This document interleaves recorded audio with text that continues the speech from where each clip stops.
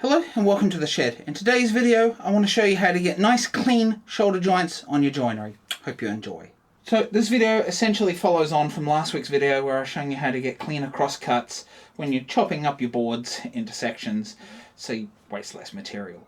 So what we're going to be doing is cross-cutting once again, but to show you these nice clean shoulder joints, which is vital to get nice clean good looking joints, and also it improves the strength of them if they're actually nice and tight and brought together properly. So let's jump in and get started. So what we're going to want here is a square, any sort of square, and a marking knife. Because we're doing a shoulder, we're going to be using a knife to get it nice and clean. Now it's important to know here that you can use a marking gauge off here to mark it, but the problem is the end of your board is never a reference. You only have reference edges and reference faces, so I don't like to use a marking gauge. If that is out slightly, it's going to put your shoulder line out slightly, and with these, particularly the wheel marking gauges like this, you have very little referencing here, so it's easy to actually come in and actually get your angle slightly out of square because you're referencing off something that can't really reference your tools properly, and that causes some problems sometimes. So for nice clean shoulder joints, stick to the marking knife and the square. You're going to get far better results doing that. For this demo, I've just got another piece. We're going to bring these two boards together like this in a mortise and tenon fashion. So in order to get this, now this doesn't matter whether it's half lap or mortise and tenon or even an angle joint, you want to bring it in and get it laid out where you want it. So I'm going to bring this in here and then I'm going to square it across. Now to do this, you want to make sure you bring your square in to make sure that piece is actually square, because if the edge of your board is out, then that's not a good reference either. So we're squaring off our reference edge and we're going to come in here, make a small little point of the knife in here. Now I'm not sure if you can see that little nick of the knife there, but it is just this little tiny tip here, and we'll use that to reference the square in a sec. So that little point is just here where that pencil tip is here, and we're going to bring our square in, get that in on that mark, bring it up. Depending on the marking knife, you need to either angle it or keep it flat. I need to angle it because I've got a double bevel. We're going to do a light pass, a slightly harder pass, slightly heavier pass. So you can do 3 or 4 passes, it doesn't really matter. You just want it to come in and give you a nice square line, as you can see here, and it's dead square across. So let me just quickly pencil that in. So now you can actually see it nice and clean. So generally when you do these sides, you wouldn't want this bevel edge on it, this rounded edge, but that's what I've got to work with. What we've got here, which I've done off camera, is just marked using a mortise gauge like this traditional one. Just whacked a couple of pins here. I realize it's not in the center, they're not always in the center, so it doesn't really matter. And so now we have this knife cut here, and we have our tenon marks on either side. So what we now need to do is run that line down and intersect with these lines here.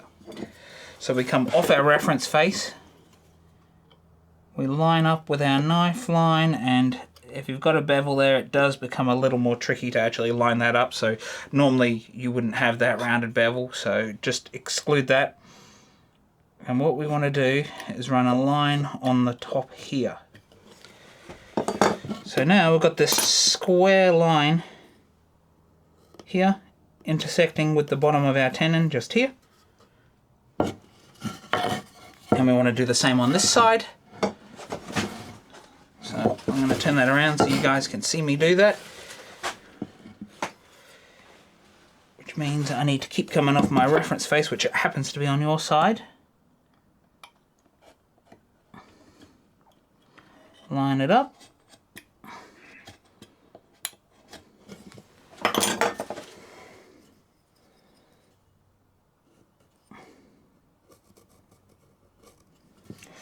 So we can see on both sides we have that tenon line, which normally you wouldn't run past your baseline. You obviously want to run it to the baseline, and we've got these square lines down here.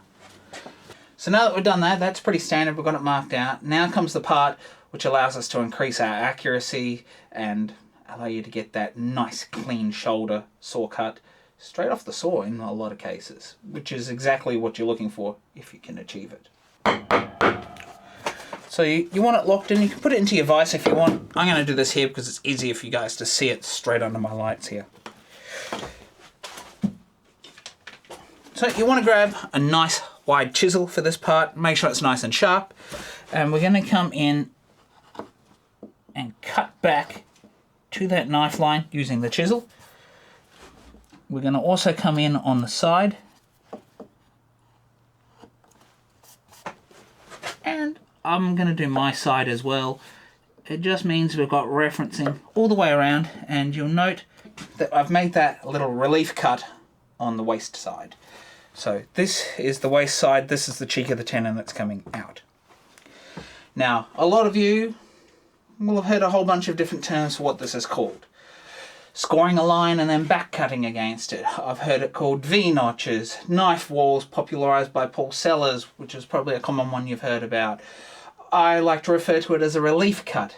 You can refer to it as a referencing notch. There's so many different terms that have been used right throughout history for this sort of marking out for as long as it's been around. We can reference these sort of cuts and make them a little easier for the saw to actually get exactly where you want it to, because we've got that nice deep knife groove.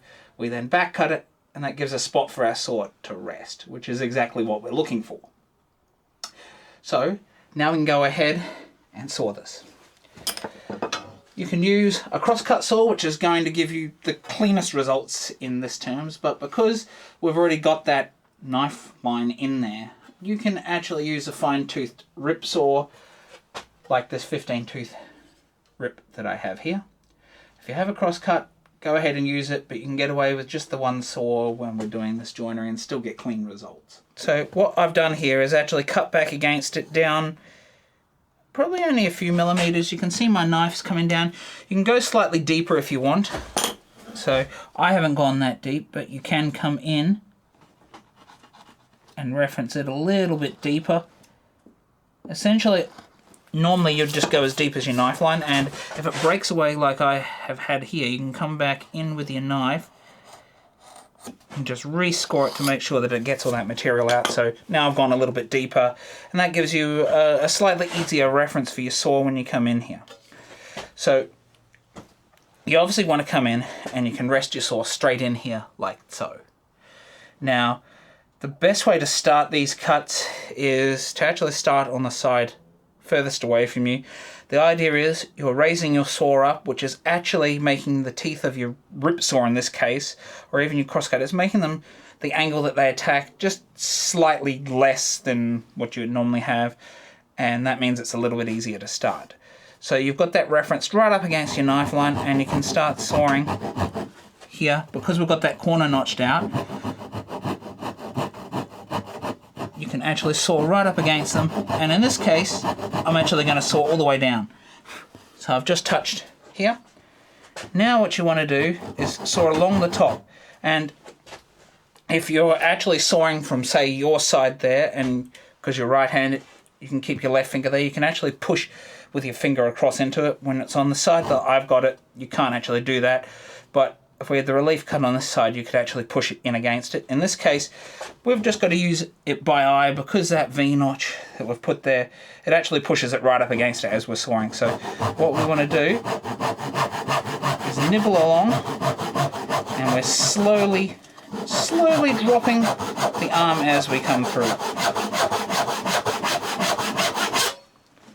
Now we've got a nice clean line straight across there.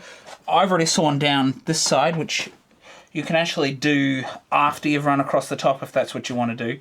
But because we've got such deep grooves, you could actually go ahead and do that at the start if you wanted to.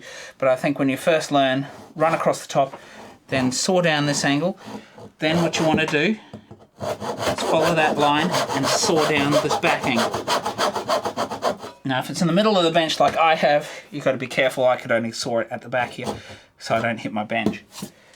Now, like always, when we're sawing, we need to use correct sawing technique. I do have a video on that, but quick recap. You want to keep your shoulder, your elbow, your wrist, and you always want to point your finger, which gives you control over the movement because you're pointing. It goes in the direction you point. It's kind of self-explanatory, but it gives you the strength, because if you're just like this, your wrist flops all over. So what it does is it tensions all the muscles in your wrist, and so you can keep in alignment. So the idea is when you're sawing, and I know when you're right over the top like this, it becomes a little more tricky, but try and keep yourself in alignment. So you keep your hip out of the way so you don't actually hit, and keep your arm in alignment with where you're cutting. That's going to allow you to cut straighter.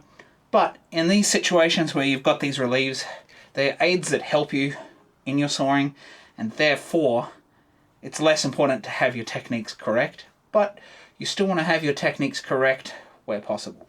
Once we've done that, it's a matter of just following along the top here and just sawing down to your baseline.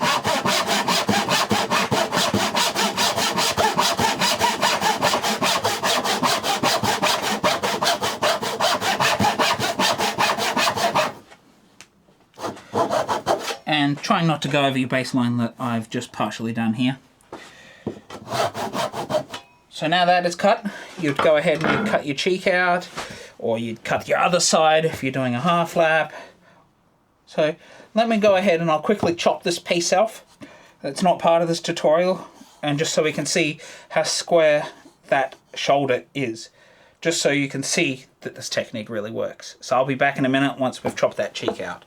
Well, we can see here that we've come in nice and square along here, and I'll actually grab another square and we'll see how square we are the other way. Nice and square. I'm trying to show you this the best I can. It's a little difficult, but we've come in nice and square on that shoulder. Just to show you that, let's bring that board in, and we can see there, if that was tenoned in there correctly, it would be in there nice and clean, and we've got a nice clean shoulder there. And that's as simple as it is. Now, if you were out a little bit, or it was a little bit furry off your saw, you could come in with a chisel and just smooth that out if you needed to. But this joint, the way I've shown you, you can use that straight off the saw, and you'd put your mortise and tenon together, you'd have a nice clean joint, and you'd never know that you'd done that knife line there for the joinery. So there you have it, folks. There's another quick tip for doing nice tight shoulders on your joinery. So you're going to get perfect shoulders every time you go about doing it this way, and with a little practice you're just going to get perfect with your sawing.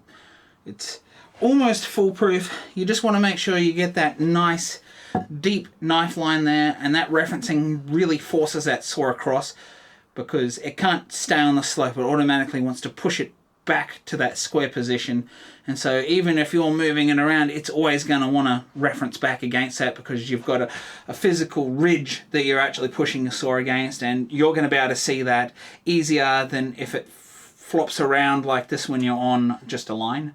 And so that's why this technique actually works so well, particularly for a beginner and anyone really. If you want to get your perfect shoulders every time, I suggest just using a marking knife and a square. If you have any questions related to this video, please sound off in the comment sections below. While you're down there, don't forget to like and subscribe. It really does help the channel out more than you realise. And if you'd like to see another great video such as this one here on another cross-cutting technique, please check out the video up here where I show you how to get clean cross-cuts when you're chopping your board up into multiple sections to help prevent waste. Bye for now.